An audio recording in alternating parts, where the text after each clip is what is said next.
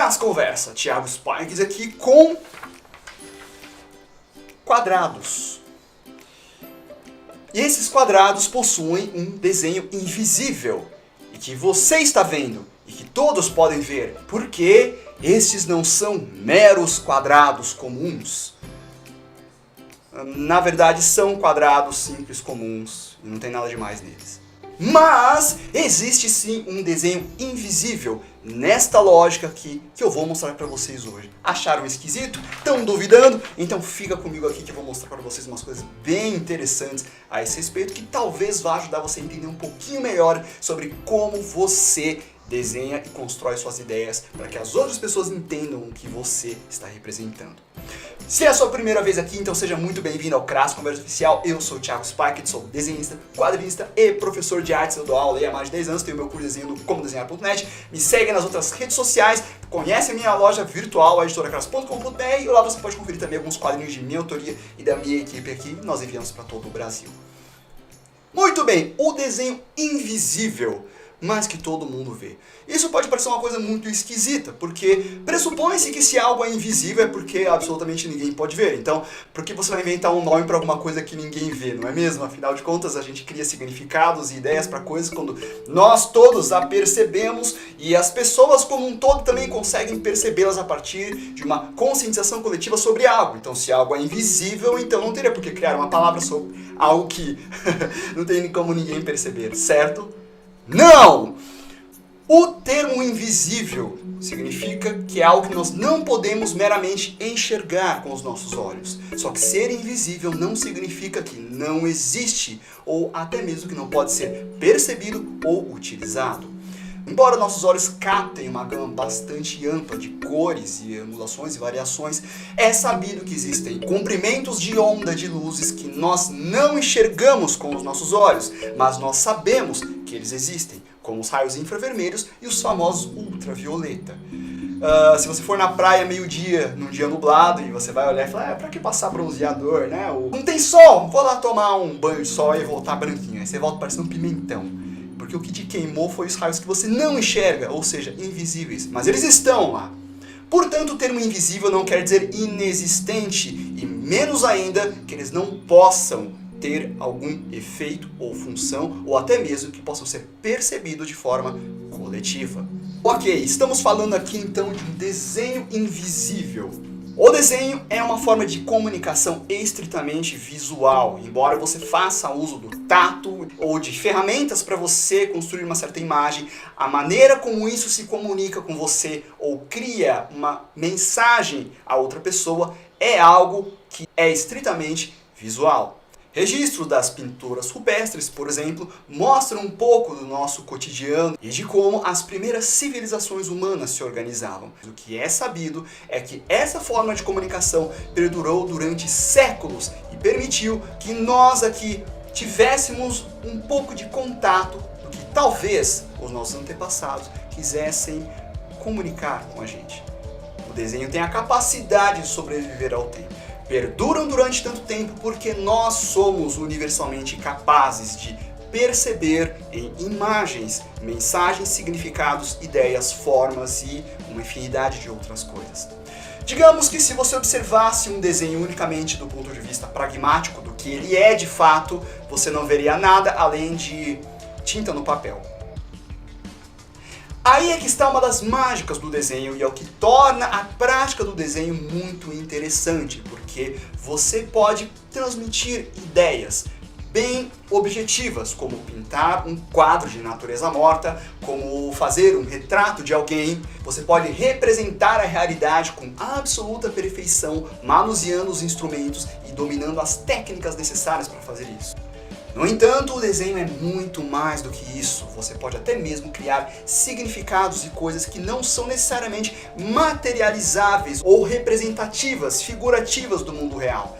Já há um bom tempo que diversos artistas ao longo de nossa história procuraram representar coisas, ideias que não são figurações ou objetos ou formas. Por exemplo, sensações. Como você consegue representar a ideia de calor com o desenho? Sendo que o calor é uma sensação, a tristeza, a alegria, a felicidade. como você pode perceber essas coisas sem passar pela figuração. Então talvez o desenho invisível possa ser essa tradução de emoções do que você vê numa tela de pintura, como pinceladas rápidas, jogadas, a maneira como você percebe a sensação das cores e das formas, para que você não atribua meramente um significado figurativo e imagético, mas a uma sensação, certo? Também não! Eu disse desenho invisível, então se você está olhando para uma tela de pintura em que você tem diversas manchas de tinta jogadas, você está vendo alguma coisa, e essa alguma coisa está objetivamente trazendo alguma sensação. E nesse caso não há tanta objetividade como no caso de algo mais figurativo, mas ainda é um desenho visível, tanto é que perdura por gerações. Eu disse a vocês que eu falaria do desenho invisível, que todo mundo vê, ou seja, ele está aqui, ele não é visível, mas vocês veem. Vamos dar um passo adiante em tudo isso e você vai perceber um pouquinho mais. Vamos pensar em algo mais simples, como uma imagenzinha como essa. Veja, que é um tipo de um ornitorrinco fazendo um bonequinho de neve. A imagem está aí para vocês verem melhor. Todo mundo vê o bonequinho de neve, todo mundo vê o bichinho, todo mundo identifica esse gorrinho, um desenho muito simples e qualquer criança consegue interpretar. O desenho por si só é algo estático. Você vê ele e tudo que você vai deduzir a partir dele está aqui. Mas acontece algo interessante quando você faz isso.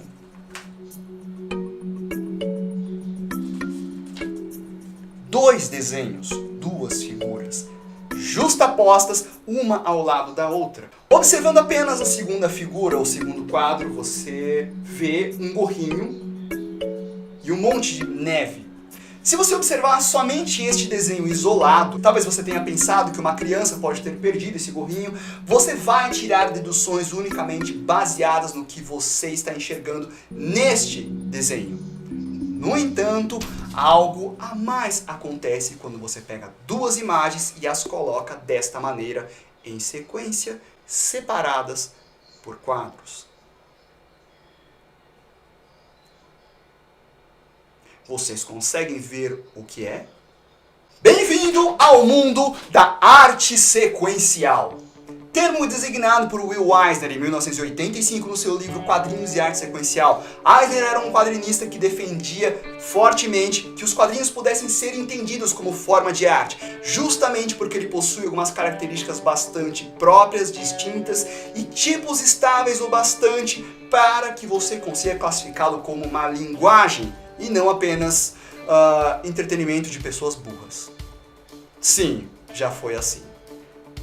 Quando você coloca duas imagens em sequência desta maneira, separadas por quadros, você cria uma relação de significado e significância, que gera em você um fenômeno chamado de conclusão.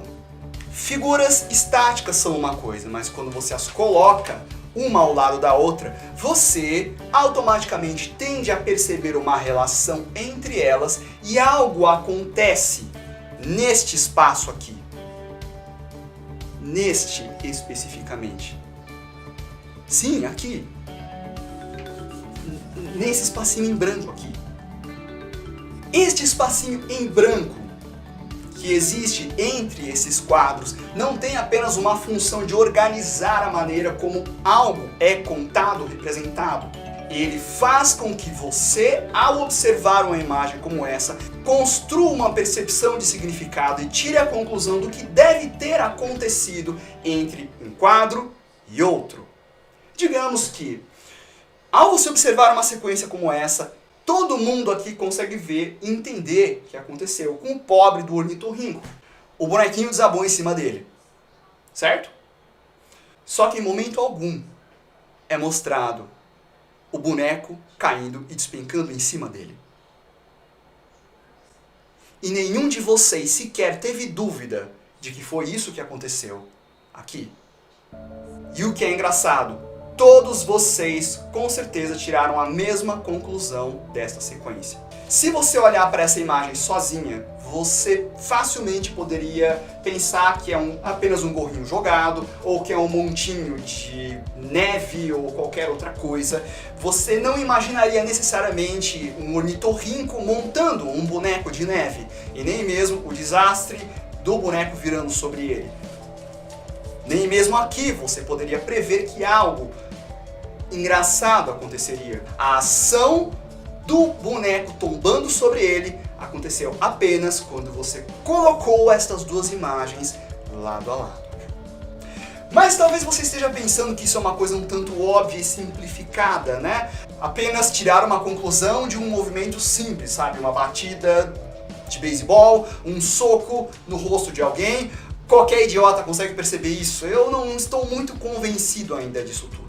Ok, vamos tornar as coisas um pouquinho mais complexas. Que tal uma sequência como esta daqui?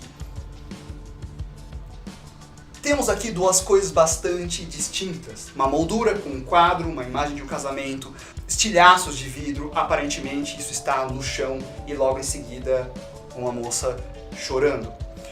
Observando essas duas imagens em sequência, você não tem muita precisão do que está acontecendo aqui, ou das razões pelas quais essa moça está chorando, ou porque este quadro está no chão em pedaços. Talvez ela esteja chorando por saudade de alguém que ela perdeu, ou chorando de raiva por alguma humilhação, ou por algo do passado que a levou a tudo isso.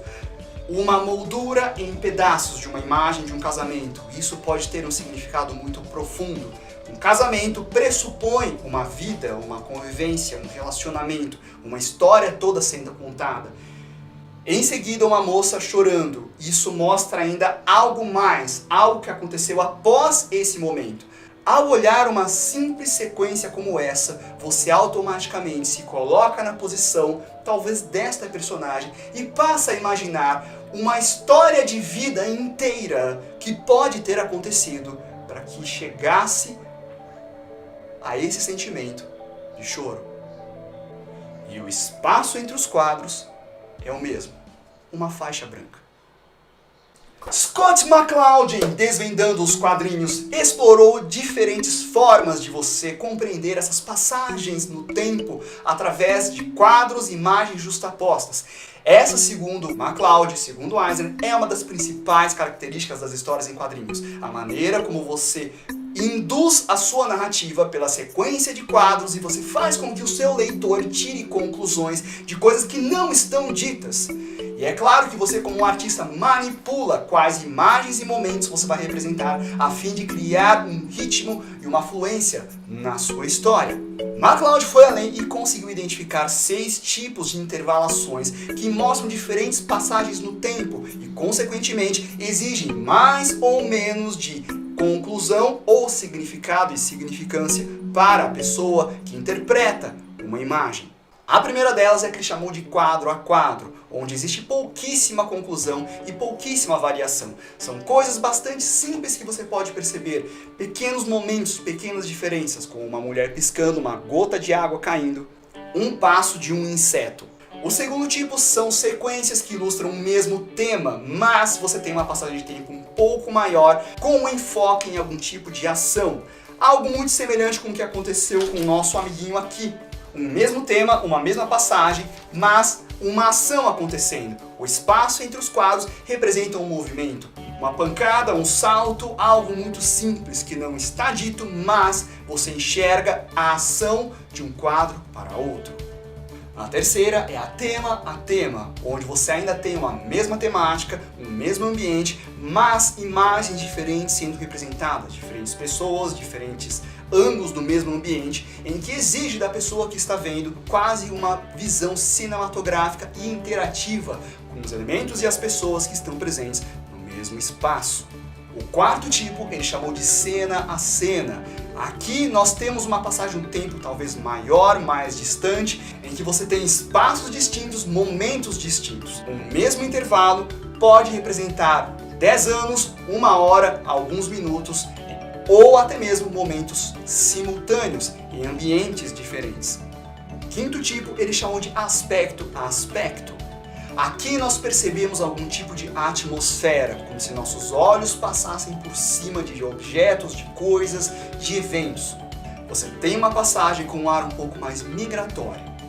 E o sexto e último é o que eles chamam de non-sector, ou seja, não existe nenhuma relação óbvia e nem clara entre os quadros, mas o fato de você colocar duas imagens em sequência, isso estimula automaticamente você a tentar criar um sentido, um elo entre as duas imagens, chegando a uma conclusão ruidosa que não há um consenso objetivo e único na sua interpretação. E é claro que cabe à capacidade e habilidade de um artista saber escolher esses momentos, essas cenas, quais imagens representá-las e como colocá-las lado a lado, a fim de criar uma resposta na pessoa que vê o seu desenho. O livro de Scott McCloud se tornou uma das principais referências de estudo para aqueles que querem estudar e conhecer a arte dos quadrinhos, ou banda desenhada, se você for de Portugal. Eu consigo perceber muitos aspectos semióticos, como de Rudolf Arnheim, e eu percebo também algo de Charles Morris na maneira como ele elaborou suas teorias e conduziu a narrativa do seu livro, usando a própria linguagem dos quadrinhos para mostrar esses conceitos. E se você já tentou fazer isso alguma vez, você deve ter percebido que não é algo tão simples. Tirar algo que está na sua cabeça, passar para o papel e fazer com que as pessoas tenham uma compreensão mais ou menos próxima da ideia que você quis passar. Algo que pode ser simples, como um bonequinho caindo em cima de um pobre ornitorrinco, ou algo complexo e cheio de drama, como um relato da vida de alguém. Não basta emitir uma mensagem ou fazer um desenho, é preciso ter domínio e eu diria até mesmo empatia para que você compreenda como nós podemos comungar uma ideia através do suporte. E aqui falamos em 3 dimensões: a sua intencionalidade, o meio como você faz isso e a percepção das pessoas. Portanto, para enxergar o desenho invisível, mas que todos podem ver, basta apenas uma consciência de vocês. Os quadrados. Eu vou dizer a vocês que nesta primeira fileira, esses 2 quadrados não são uma arte sequencial e nesta fileira de baixo eles são uma arte sequencial. Se eu colocar o meu dedo aqui e arrastá-lo para o lado, eu estarei movendo o meu dedo sobre o espaço. No caso B, se eu colocar o meu dedo aqui e arrastá-lo para o outro quadro, eu estarei movendo o meu dedo através do tempo. Se você for um leitor assíduo de histórias em quadrinhos, você fez isso centenas, talvez milhares de vezes. A cada quadro, a cada obra, a cada momento, centenas de milhares de imagens, acontecimentos, eventos, expressões, ideias passaram em sua mente, estimulados por 2 imagens em sequência, em um espaço em branco, invisível, em que você percebeu uma história sendo contada que não estava desenhada e escrita para você. Por isso que o título original do livro Desvendando os Quadrinhos é The Invisible Art, a arte invisível. Em outras palavras, o desenho invisível, mas que todos podem vê-lo, é o tempo.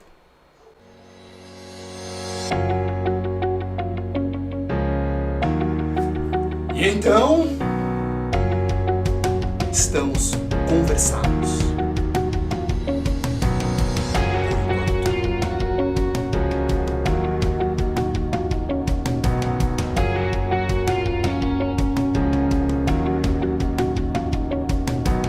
E se você quiser conhecer um pouco mais sobre o meu trabalho na prática com quadrinhos, manuseando a arte invisível, conheça no editoracras.com.br. Lá tem todas as minhas obras e aqui da minha equipe que você pode adquirir para conhecer um pouco da onde bebes a fonte aqui e o que eu faço na prática, meu trabalho pragmaticamente falando. Além disso, tem também meu curso de desenho online no comodesenhar.net para que você aprenda conceitos fundamentais de desenho e em breve muito em breve eu estarei abrindo uma nova turma para o curso de quadrinhos no comodesenharquadrinhos.com. Então você pode já deixar o seu e-mail na lista de interessados para você entender um pouco mais sobre a arte invisível. Tchau!